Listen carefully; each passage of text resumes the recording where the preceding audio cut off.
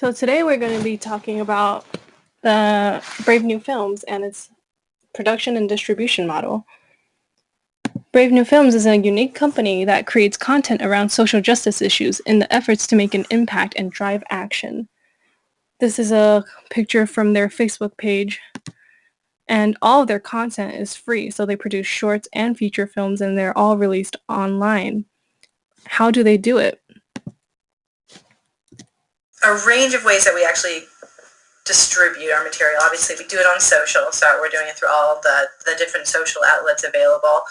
And then the other main way is we work with groups for them to distribute it. They can distribute also on social, or they can actually do in-person, on-the-ground organizing with it. So sometimes that's organizing a big screening with like the mayor of New York. Sometimes that's organizing small house parties, or showing it at churches, or showing it at organizations, showing it at rallies, things of that sort. And so with this new film, for example, with the Guns film, we are only offering it for screenings. So you can only have your group host it at a theater, or see it at a church or a school, or a university. Your teacher can show it in your class, or you can host a house party. Those are the only ways you can see the film for 3 months. If you have a group of people in one place, then you can probably get them to take action more. So that's why we're sort of focusing the distribution on that. For us,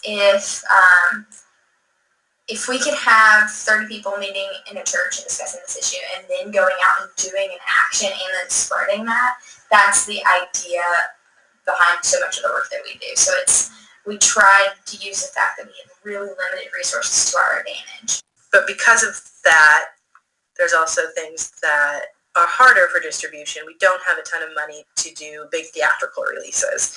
We don't have a ton of money to just rent theaters out throughout the country. So like when we release our feature film on guns, we're probably going to release it in like 6 theaters for days of actions in like 6 cities across the country for one day, and try to get 2,000 people at those combined events to see that. And then C3 organizations are, like when people say nonprofit, they're talking about C3 organizations, and they're essentially charitable organizations that have limits on how much lobbying they can do for everything. So even for issue legislation, only so much of a C3's budget can be for directly lobbying on legislation. Primary purpose is to educate the public and serve the public. That can be, through being a healthcare provider, like Planned Parenthood is a C3, or that can be through being putting public information out there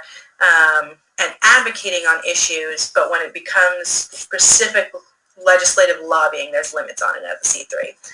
As a C4, those limits, for the most part, go away to a large extent, and so you can do as much legislative lobbying as you want.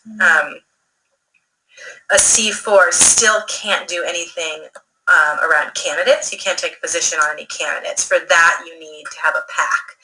Yeah, I just try to make sure that as many people as possible see our films, whether it's on Facebook or YouTube. And I use Twitter and Instagram too, but to a lesser degree because they're not really video platforms. 55% of the views on the Walmart film come from suggested videos. That's people that are suggesting to watch our film because YouTube wants to send people to things that they're going to stay and watch videos on YouTube for a long time. Right? The average person watches this for like 25 minutes. So YouTube really promotes it hard, whereas before we weren't really getting that kind of free promotion from YouTube. This is 5 million minutes in the last month. 184,000 people that watched the film that never would have heard of us before.